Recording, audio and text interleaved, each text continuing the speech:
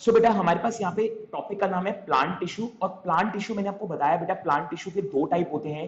दो टाइप कौन से होते हैं? एक होता है मेरिस्टेमेटिक टिश्यू और एक होता है परमानेंट टिश्यू। तो सबसे पहले हम कौन सा पढ़ रहे हैं बेटा? मेरिस्टेमेटिक टिश्यू के बारे में पढ़ रहे हैं। तो इस पे बेस्ड हमें एक एक्टिविटी दे रखी है और उस एक्टिविटी से कुछ बातों को समझाने की कोशिश करी जा रही है।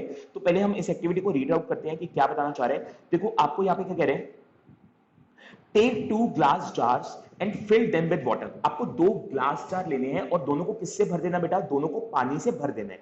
Now take 2 onion bulbs, place one on each jar as shown in figure 6.1। तो अगर आप फिगर 6.1 को देखोगे तो जिस तरीके से यहाँ पे अनियन को प्लेस किया गया है, आपको उसी तरीके से इस वाटर वाले जार में इन अनियन को रख देना है, यानी कि अपसाइड डाउन कह सकते हो आप, या फिर आप कह सकते हो कि ऐसा रूट वाला पार्ट जो पानी की तरफ जा रहा है। तो इस तरीके से आप इसको रख दोगे।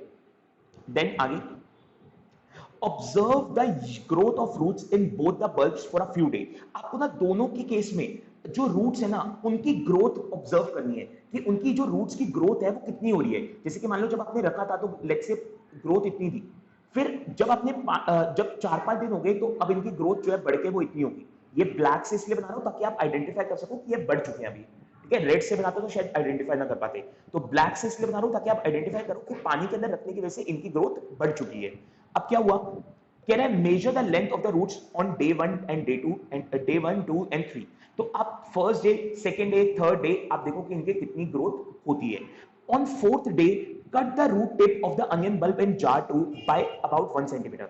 फिर आपको डे 4 में सिर्फ और सिर्फ सेकंड जार की जो रूट की टिप होती है, मैं दिखाता हूं रूट की टिप कौन सी, जैसे कि ये रूट की टिप है, इसको कट कर दो, कट कर दो यहां से।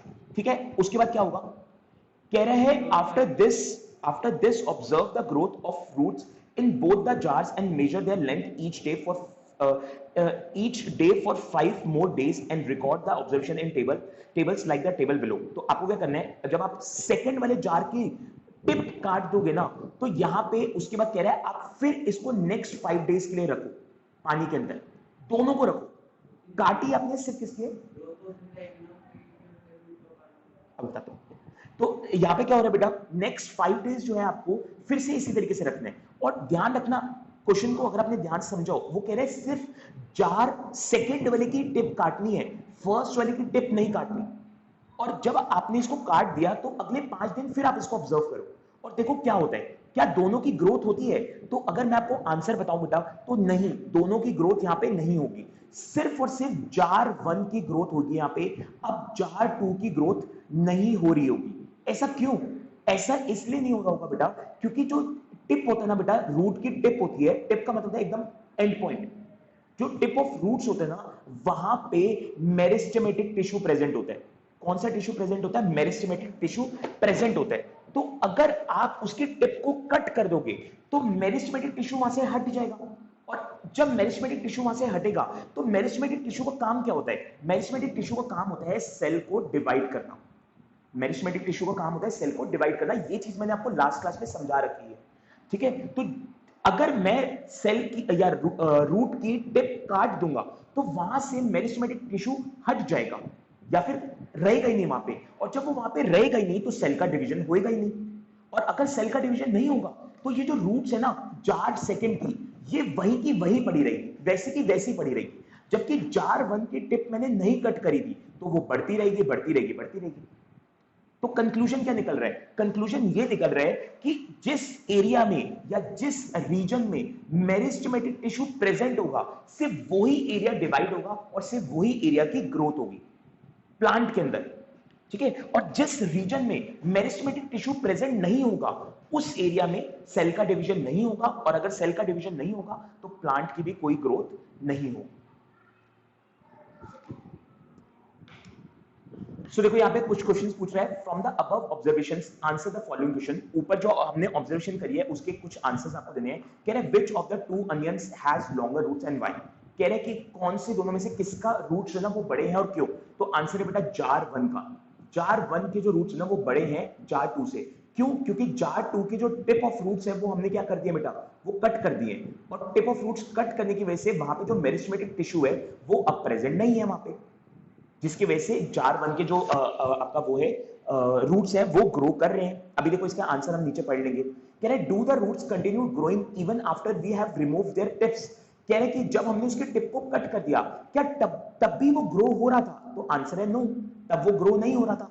क्यों नहीं हो रहा था? क्योंकि टिप जो होता है बेटा रूट का, वहां पे मेरिस्टेमेटिक टिश्यू प्रेजेंट होता है, और क्योंकि यहां से मैंने उस टिप को कट कर दिया है, तो इनडायरेक्टली मैंने मेरिस्टेमेटिक टिश्यू को वहां से हटा दिया है, और क्योंकि मैंने मेरिस्टेमेटिक टिश्यू को वहां से हटा दिया है, तो अब प्लांट की ग्रोथ नहीं हो सकती। कह रहे why would the tips stop growing in jar 2 after we cut them? कह रहे ऐसा क्यों हो रहा है कि जब मैंने टिप को कट करा तो वहां पे जार 2 की जो ग्रोथ है ना वो रुक गई? तो आंसर है due to absence of meristematic tissue. तो क्योंकि वहां पे मेरिस्टेमेटिक टिश्यू जो है प्रेजेंट नहीं है, या मेरिस्टेमेटिक टिश्यू एब्सेंट है वहां पे, इसलिए उसकी जो ग्रोथ है वो वहां पे रुक चुकी है। सो ये हमारे पास यहाँ पे क्या था बेटा, एक एक्टिविटी थी। अब इस पे पेज यहाँ पे कुछ बातें यहाँ पे नीचे बता रखी है, तो उन बातों को बेटा हम रीड कर लेते हैं। देखो कह रहे थे growth of plants occurs only in certain specific region. जो ग्रोथ होती है ना बेटा प्लांट की, वो प्लांट के अंदर सभी रीजन में नहीं होती है, कुछ स्पेसिफिक रीजन के अंदर होती है। ये हमने लास्ट क्लास में समझा था कि प्लांट की जो ग्रोथ है बेटा वो हर जगह नहीं होती है। प्लांट अनइवन ग्रो करता है, कुछ कुछ एरिया से ग्रो करता है, कुछ कुछ एरिया से ग्रो नहीं करता। This is because the dividing tissue, also known as meristematic tissue, is located only at these point. कह रहा है ऐसा इसलिए होता है क्योंकि जो डिवाइडिंग टिश्यू है ना, जो प्लांट की ग्रोथ करता है, जिसको हम मेरिस्टेमेटिक टिश्यू के नाम से बुलाते हैं, वो सिर्फ उन्हीं जगहों पे लोकेटेड होता है जहां पे प्लांट की ग्रोथ हो रही होती है। ठीक है, क्योंकि वहां पे वो प्रेजेंट होता है, इसलिए प्लांट की ग्रोथ सिर्फ उन्हीं रीजन में हो रही होती है, हर रीजन में नहीं होती। Depending on the region where they are present, meristematic tissues are classified as apical, lateral and intercalary. तो कह रहे कि कहां कहां पे ये प्रेजेंट होते हैं, उसके हिसाब से हमने इसको 3 पार्ट्स में डिवाइड किया हुआ है, एक एपिकल, एक लेटरल और एक इंटरकैलरी। ये मैंने आपको लास्ट क्लास में बता दिया था। New cells produced by meristem are initially like those of meristem itself, but as they grow and mature their characteristics slowly change and they become differentiated as compound of other tissue। कह रहे कि जब नया cell divide होता है ना, तो जो नया सेल प्रोड्यूस होता है, जैसे कि मान लो ये एक सेल है, ये डिवाइड होकर 2 सेल में बदल गया। ठीक है, तो कह रहे हैं जो 2 सेल ये आते हैं ना, ये पहले वाले सेल की कॉपी पेस्ट लगते हैं, मतलब कि डुप्लीकेट कॉपी होती है उनकी। लेकिन जैसे से ये ग्रो करते रहते हैं और जैसे से इनमें डिफरेंस आने लग जाता है, जैसे से इनकी ग्रोथ रुकना चालू हो जाती है, तो फिर ये मेरिस्टेम से अलग होने लग जाते हैं, और फिर ये कैसे बनने लग जाती है, परमानेंट टिश्यू की तरह बनने लग जाती है। ठीक है, क्योंकि ऐसा नहीं है कि प्लांट की भी हर जगह ग्रोथ होती रहती है, प्लांट की कुछ ऐसे स्पेसिफिक रीजन होते हैं जो through out their life grow करते रहते हैं, जबकि कुछ ऐसे रीजन होते हैं बेटा जो स्टार्टिंग में तो ग्रो करते हैं, लेकिन एक सर्टेन पॉइंट के बाद आके उनकी ग्रोथ रुक जाती है। ऐसा क्यों? ऐसा इसलिए क्योंकि वहां पे फिर वो मेरिस्टेमेटिक टिश्यू किस में बदल चुका होता है, परमानेंट टिश्यू में बदल चुका होता है, जिसकी वजह से उनकी ग्रोथ जो है उन स्पेसिफिक रीजन में रुक जाती है।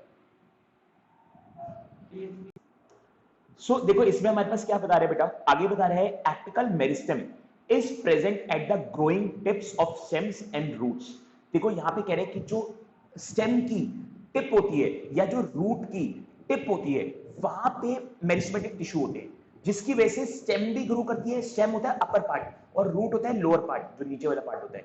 तो स्टेम भी ऊपर ग्रो करती रहती है, ऊपर की तरफ बढ़ती रहती है, और रूट्स भी नीचे की तरफ बढ़ती रहती है। तो ऐसा क्यों होता है बेटा, ऐसा क्यों ये बढ़ती रहती है? क्योंकि इन दोनों की टिप पे क्या होता है बेटा, इन दोनों की टिप पे होते हैं मेरिस्टेमेटिक टिश्यू। और कौन से वाले मेरिस्टेमेटिक टिश्यू? तो उसका नाम है एपिकल मेरिस्टेमेटिक टिश्यू। अब पेपर में ये आ सकता है 1 मार्क के अंदर कि टिप ऑफ स्टेम और रूट्स में कौन से टाइप के टिश्यू प्रेजेंट होते हैं। अब ऑप्शन में वो मेरिस्टेमेटिक टिश्यू और परमानेंट टिश्यू के हिसाब से पूछ सकता है, या वो मेरिस्टेमेटिक के डिटेल में भी जा सकता है कि मेरिस्टेमेटिक में कौन से होते हैं, क्या इंटरकैलरी होते हैं, या लेटरल होते हैं, या एपिकल होते हैं, या नन ऑफ दिस। तो आपको बताना है कि वो एपिकल होते हैं। ठीक है, तो ये आपके एपिकल टिश्यू प्रेजेंट आपको मिल जाएंगे। अभी हमने जो पढ़ा नहीं था कि अनियन वाला जो था, उसकी जो रूट्स हैं उनको हमने नीचे से कट कर दिया था, और उसके बाद उसकी ग्रोथ रुक गई थी। तो इसका मतलब है कि जब हमने उसको कट करा और उसकी ग्रोथ रुक गई, तो इनडायरेक्टली हमने कौन सा मेरिस्टेमेटिक टिश्यू कट कर दिया था? तो हमने वहां से एपिकल मेरिस्टेमेटिक टिश्यू को क्या कर दिया था, कट कर दिया था, जिसकी वजह से उसकी ग्रोथ क्या हो गई थी बेटा, वहां पे रुक गई थी। तो ये हमारे पास एक हो गया बेटा। ये करता क्या है, कह रहा है increases the length of stem and the root. ये रूट और स्टेम की लेंथ को क्या करता है बेटा, इंक्रीज करता है। कौन? Apical meristem. तो अगर मैं इसका डायग्राम में दिखाऊं तो देखो ये रहा डायग्राम, ये स्टेम का अपर पार्ट हो गया। देखो ये पूरा का पूरा स्टेम चल रहा है मान लो आपका प्लांट का, तो ये अपर पार्ट हो गया, ये देखो इसकी टिप हो गई। अगर मैं इसको कट कर दूं यहां से, तो फिर इसकी ऊपर की तरफ ग्रोथ जो है ना वो रुक जाएगी। क्यों रुक जाएगी? क्योंकि वहीं पे तो एपिकल मेरिस्टेम था जिसकी वजह से ग्रो कर रहा था, बट वही काट दिया हमने। वही हमने यहाँ पे क्या कर दिया बेटा, कट कर दिया। तो जब मैंने इसको कट कर दिया तो फिर कैसे ग्रो कर सकते हैं? फिर तो ये ग्रो नहीं करेगा। ठीक है, तो ये पहला हो गया। चलते हैं आगे। फिर अगला कह रहे हैं the girth of the stem और root increases due to lateral meristem, that is cambium. तो ये आपको याद रखना पड़ेगा। इसको लेटरल मेरिस्टेम जो टिश्यू है ना उसको हम यहाँ पे बोल रहे हैं कैम्बियम। तो ये आपको बेटा इस नाम से भी आ सकता है। तो देखो अब यहाँ ये कहाँ मिलेगा आपको? तो ये मेरे ये होता है बेटा आपका यहाँ पे, ये इसको बोलेंगे। ठीक है, तो ये आपका बेटा जो चौड़ाई है ना, ये जो आपकी ब्रेथ कह सकते हो आप। तो जब आपकी प्लांट जो इस ब्रेथ से इंक्रीज करेगा, ये जो इस तरीके से, ठीक है, या लेंथ बोल सकते हो आप इसको, ब्रेथ ना बोल के, ब्रेथ तो थोड़ा गलत हो जाएगा, आप लेंथ बोल लो यहाँ से। ठीक है, इस तरीके से, या लेंथ तो आपकी इस तरीके से हो जाएगी, लेंथ आपकी इस तरीके से हो जाएगी, तो ये ब्रेथ ही सही रहेगा बेटा। तो ये जो आपकी ब्रेथ है, ठीक है, या विड्थ बोल सकते हो आप इसको, कि ये जो विड्थ इंक्रीज कर रही है तो वो किसकी वजह से कर रही है? Lateral meristem. तो आपने देखा होगा ना जैसे प्लांट होते हैं, जब हम छोटा सा प्लांट लगाते हैं तो उसकी जो बाग होती है देखो कितनी पतली सी होती है, फिर जैसे जैसे वो बड़ा होता रहता है तो वो कितना मोटा होता जाता है। ठीक है, और फिर एक फाइनली वो बहुत ही ज्यादा उसका साइज बहुत मोटा हो जाता है। तो ये किसकी वजह से होता है? लेटरल इन्वर्जन की वजह से होता है। जैसे मान लो ये प्लांट है, तो ये जो लकड़ी का ये होता है, तो इसमें देखो कितनी मोटी विड्थ होती है कई बार। तो ये क्या है? ये लेटरल मेरिस्टेम की वजह से होती है। यानी कि आपकी ये जो प्लांट है इसकी ये विड्थ यानी कि चौड़ाई को क्या कर रहा है? बढ़ा रहा है।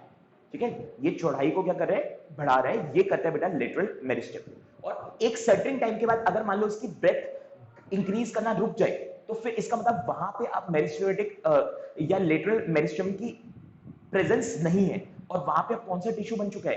परमानेंट टिश्यू बन चुका है, जिसकी वजह से इसकी जो विड्थ है वो ग्रो करना रुक चुकी है। अगर किसी प्लांट के साथ ऐसा हो रहा है तो ये कौन करता है? Lateral meristem. और लास्ट आता है इंटरकैलरी। तो इंटरकैलरी का क्या बता रहा है बेटा? इसमें बता रहा है intercalary meristem seen in some plants is located near the node. ये हमें कहां मिलेगा? नोड के पास। अब ये नोड कहां होता है देखते हैं। जैसे आपने देखा होगा बेटा प्लांट की ब्रांचेस होती है, टहनियां जिसको हम बोलते हैं हिंदी में, टहनी बोलते हैं हिंदी में और इंग्लिश में ब्रांच बोलते हैं। तो जैसे ये टहनी है इसकी, तो इसकी भी तो चौड़ाई होती है, इसकी भी तो विड्थ होती है, या वो चौड़ाई होती है, मोटापा। तो वो वहां पे हमें मिलेगा इंटरकैलरी मेरिस्टेम। ठीक है, ये नोड वगैरह हो गए यहाँ पे इस जगह या इसके आसपास जैसे मिलेगा, इसके आसपास यानी कि जहां पे भी आपकी ब्रांच होगी ना उस जगह, जहां पे भी आपकी ब्रांच होगी उसी जगह मिलेगा ये आपको। ठीक है, हर जगह नहीं मिलेगा, सिर्फ कहां मिलेगा? जहां पे ब्रांच वगैरह होगी उस जगह पे मिलेगा। मतलब कि जैसे मान लो ये आपका प्लांट है, इधर से एक ब्रांच निकल रही है, तो ये आपको यहीं कहीं पे मिलेगा। ठीक है, ये आपको कहां मिलेगा बेटा? इसी कहीं आसपास ही मिलेगा, तो ये उसको ग्रो करेगा। तो तीन हो गए बेटा हमारे पास। तीन कौन कौन से हो गए? तो एक बार रिपीट कर देते हैं। तो सबसे पहला आता है एपिकल। एपिकल कहां मिलते हैं हमें? या तो स्टेम की टिप पे मिलेगा, या नीचे रूट्स होंगी, रूट्स की टिप पे मिलेगा। फिर लेटरल क्या होता है बेटा? लेटरल होता है जो ओवरऑल प्लांट जो होता है उसकी ब्रेथ को, उसकी चौड़ाई को क्या करता है बेटा? ये कंट्रोल करता है, लेटरल वाला ये रहा। और तीसरा क्या होता है बेटा? तीसरा होता है इंटरकैलरी मेरिस्टेम। ये आपको नोड, ये जैसे ये ब्रांचेस के जो ये वाले पार्ट होते हैं ना, इनके कहीं आसपास आपको मिलेगा और इनकी ग्रोथ को मेंटेन करेगा। तो इस तरीके से यहाँ पे तीनों का काम हो रहा है। और ये तीनों है क्या? मेरिस्टेमेटिक। मेरिस्टेमेटिक का मतलब है इनकी ग्रोथ, मतलब इन लोकेशन में ग्रोथ प्लांट की होती रहेगी, इसके अलावा किसी और प्लांट में ग्रोथ नहीं होगी। चलते हैं नेक्स्ट पेज पे। यहां पे क्या बोल रहे हैं बेटा? Cells of meristematic tissue are very active, they have dense cytoplasma, thin cellulose wall and prominent nucleus.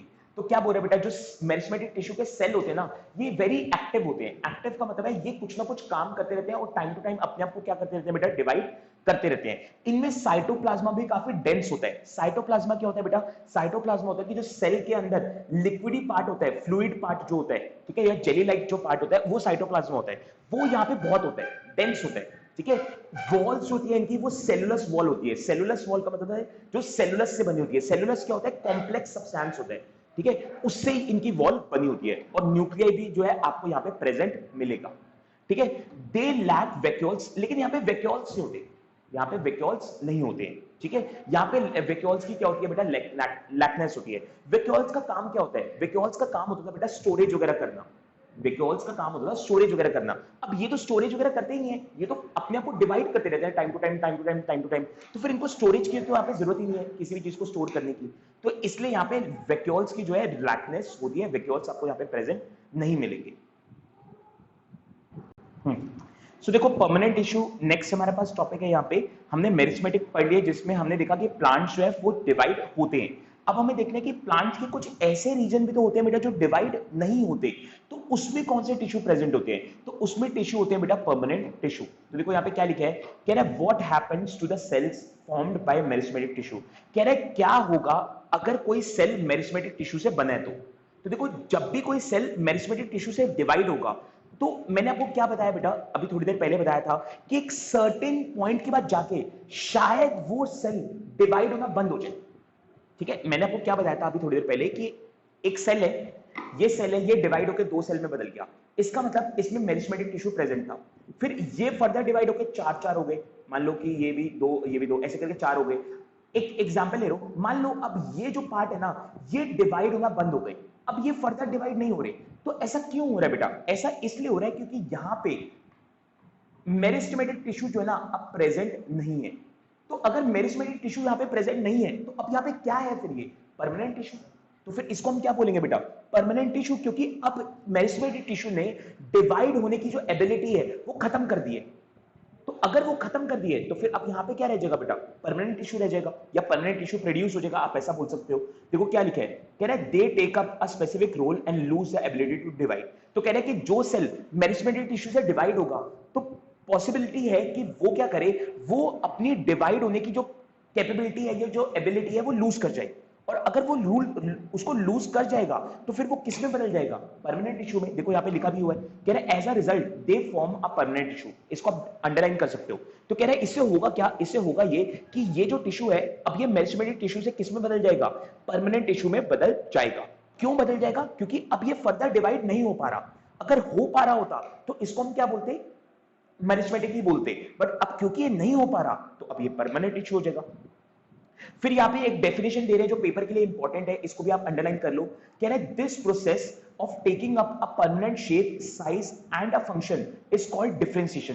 कह रहा है वो प्रोसेस जहां पे कोई भी चीज की एक परमानेंट शेप हो जाती है, एक परमानेंट साइज हो जाता है, एक परमानेंट फंक्शन हो जाता है उसका, तो उसको हम बोलते हैं डिफरेंशिएशन।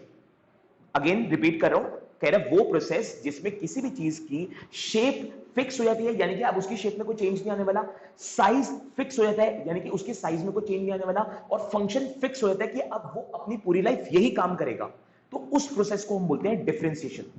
तो अब यहां पे क्या बोल रहे हैं, कह रहे हैं differentiation leads to the development of various type of permanent tissue. कह रहे हैं ये डिफरेंशिएशन ही है जिसकी वजह से परमानेंट टिश्यू जो है ना वो डेवलप हो पा रहा है। क्योंकि डिफरेंशिएशन का काम क्या है? डिफरेंशिएशन का काम है चीजों को फिक्स कर देना, चीजों को परमानेंट कर देना। तो अगर ये मेरिस्टेमेटिक टिश्यू को परमानेंट कर देगा तो वो क्या बन जाएगा? Permanent tissue. तो इसका मतलब ये जो डिफरेंशिएशन प्रोसेस है, यही तो वो प्रोसेस है जो मेरिस्टेमेटिक को किस में बदल देता है? मेरिस्टेमेटिक टिश्यू को परमानेंट टिश्यू में बदल देता है। क्योंकि डिफरेंशिएशन क्या करता है? साइज को फिक्स कर देता है, शेप को परमानेंट कर देता है, फंक्शन को परमानेंट कर देता है। तो अगर किसी भी मेरिस्टेमेटिक टिश्यू का साइज परमानेंट हो गया, शेप परमानेंट होगी, फंक्शन परमानेंट हो गया, तो फिर तो वो मेरिस्टेमेटिक कैसे रह जाएगा? तो वो किस में बदल जाएगा? परमानेंट टिश्यू में बदल जाएगा। सो बेटा हमारे पास अब परमानेंट टिश्यू का सबसे पहला टाइप आता है simple permanent tissue. Simple permanent tissue दो पार्ट में डिवाइड हो रहा है, सिंपल और कॉम्प्लेक्स। तो हमारे पास सबसे पहला आता है सिंपल परमानेंट टिश्यू। क्या बोलता है देखते हैं, कह रहा है a few layers of cells beneath the epidermis are generally simple permanent tissue। कह रहा है ये परमानेंट सिंपल परमानेंट टिश्यू आपको मिलते कहां पे हैं? तो कह रहा है जो एपिडर्मिस होता है। एपिडर्मिस क्या होता है? अगर मैं एनिमल की बात करूं तो हमारा एपिडर्मिस होता है स्किन। हमारा एपिडर्मिस होता है स्किन। एपिडर्मिस का मतलब है जो आउटर पार्ट होता है। एपिडर्मिस का मतलब होता है जो आउटर पार्ट होता है। ठीक है, तो हमारा बॉडी का आउटर पार्ट क्या होता है? स्किन। आप देख सकते हो, अगर मैं बात करूं, अगर मुझे अपनी बॉडी के इंटरनली जाना है तो सबसे पहली लेयर क्या होती है? स्किन। स्किन को क्रॉस करके मुझे जाना पड़ेगा, तो ये एपिडर्मिस होता है। एपिडर्मिस, ये टर्म बेटा आपको याद रखनी है, अब ये टर्म आपके पूरे चैप्टर में आती रहेगी। एपिडर्मिस, एपिडर्मिस का मतलब है आउटर पार्ट, सबसे बाहर वाला पार्ट। तो कह रहे हैं प्लांट का जो एपिडर्मिस होता है, यानी कि प्लांट का जो सबसे बाहरी वाला पार्ट होता है, अगर मैं उसके जस्ट नीचे जाऊं, बीनीथ का मतलब होता है नीचे, अगर मैं उसको हटा के जस्ट नीचे जाऊं तो जो सेल मुझे मिलेंगे ना वो सिंपल परमानेंट टिश्यू प्लांट के अंदर। देखो ये रहा, ये दिखाता हूं आपको मैं, अगर मैं ये फिगर दिखाऊं तो देखो ये रहा, ये आपकी एपिडर्मिस है। ये देखो, ये ब्राउन ब्राउन कलर की जो आ रही है ना, ये आपकी एपिडर्मिस है। एपिडर्मिस के जस्ट नीचे अगर मैं आता हूं, जस्ट नीचे, तो यहां पे मुझे मिलते हैं सिंपल परमानेंट टिश्यू। अब मैंने आपको बेटा लास्ट क्लास में समझाया था कि सिंपल परमानेंट टिश्यू 3 टाइप के होते हैं, एक पैरेन्काइमा, एक कोलेनकाइमा और एक स्क्लेरेन्काइमा। देखो ये तो रही, ये कोलेनकाइमा हो गया, ये पैरेन्काइमा हो गया। ये आ तो रहे हैं इसके अंदर, ये कहां आ रहे हैं? Just permanent, sorry, just epidermis के नीचे, बीनीथ स्क्लेरेन्काइमा बता हुआ। तो देखो जस्ट इसके नीचे क्या आ रहे हैं बेटा, हमारे पास ये आ रहे हैं। ठीक है, एक बार रिपीट कर रहा हूं मैं फिर से, ऊपर वाली लाइन को हम रिपीट करते हैं और फिर नीचे से कंपेयर करते हैं। क्या बोलना चाह रहे हैं वो? कह रहे हैं a few layers of cells beneath the epidermis are generally simple permanent tissue। कह रहे हैं जो एपिडर्मिस होता है, एपिडर्मिस का मतलब होता है जो आउटर पार्ट होता है, जो सबसे बाहर का पार्ट होता है, उसके जस्ट नीचे जो सेल्स की लेयर होती है वो जनरली किसकी होती है? सिंपल परमानेंट टिश्यू की होती है। तो अगेन मैं आपको डायग्राम फिर से दिखाता हूं, डायग्राम से कंपेयर करता हूं। देखो ये रहा आपका आउटर पार्ट, ये जो है ये आपका आउटर पार्ट है। देखो यहाँ पे उसने साइन भी लगाया हुआ है, ये एपिडर्मिस है। ये बाहर वाला पार्ट, ये देखो जिसको मैं हाईलाइट कर रहा हूँ, ठीक है, ये आपका एपिडर्मिस है। कह रहे हैं इसके जस्ट नीचे हमारे पास कौन से टिश्यू होते हैं? सिंपल परमानेंट टिश्यू होते हैं बेटा, simple permanent tissue. Simple permanent tissue 3 type के होते हैं, एक पैरेन्काइमा, एक स्क्लेरेन्काइमा, एक कोलेनकाइमा। तो देखो आपको ये कोलेनकाइमा और पैरेन्काइमा यहाँ पे नजर आ रहे हैं। ठीक है, स्क्लेरेन्काइमा का क्या है अभी मैं बाद में डिस्कस करूंगा। तो देखो कोलेनकाइमा और पैरेन्काइमा आपको जस्ट इसके नीचे नजर आ रहा है। ये इसकी फर्स्ट स्टेटमेंट थी, अभी बाद में।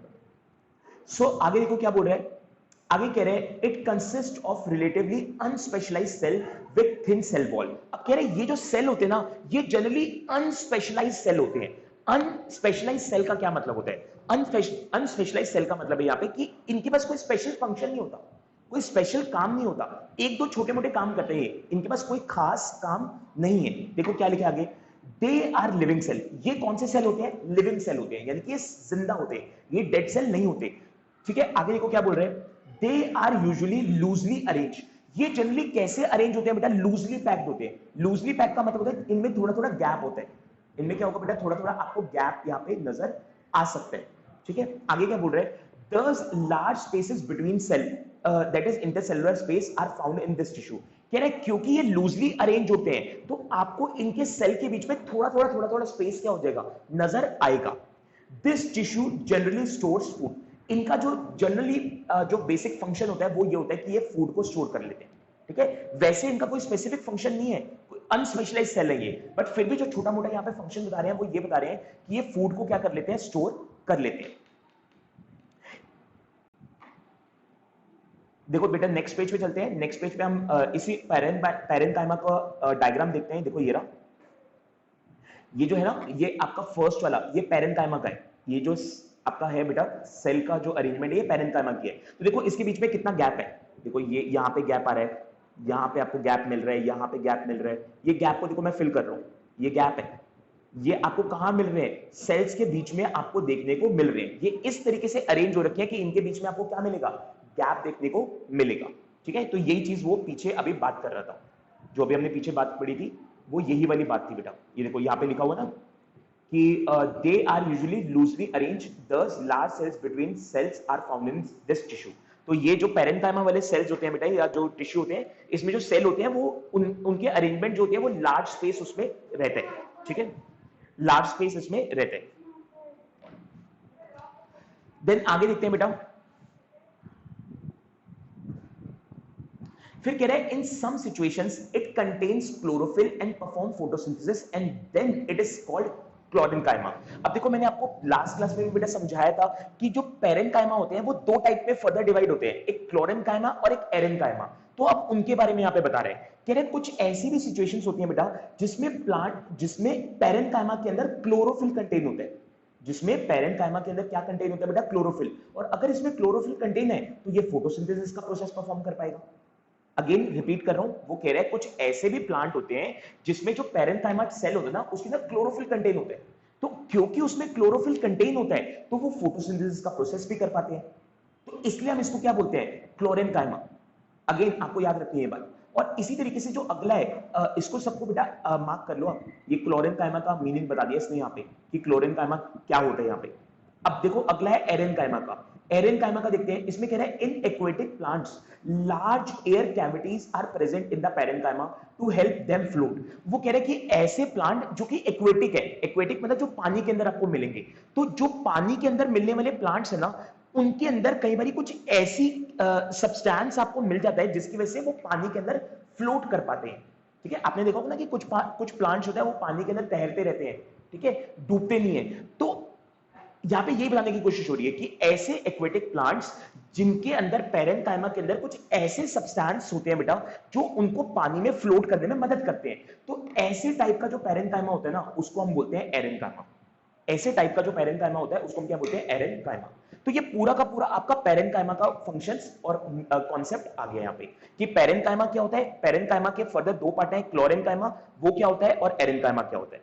ठीक है, तो क्लोरेनकाइमा वो होता है जिसमें क्लोरोफिल कंटेन होता है और उसकी वजह से वो फोटोसिंथेसिस का प्रोसेस कर पाता है, और एरेनकाइमा वो होता है बेटा जो पानी के अंदर फ्लोट कर पाता है। ऐसा पेरेनकाइमा जिसके अंदर कुछ ऐसा सब्सटेंस होता है जो पानी के अंदर उसको फ्लो करने में मदद करता है, तो उसको हम एरेनकाइमा बोलते हैं।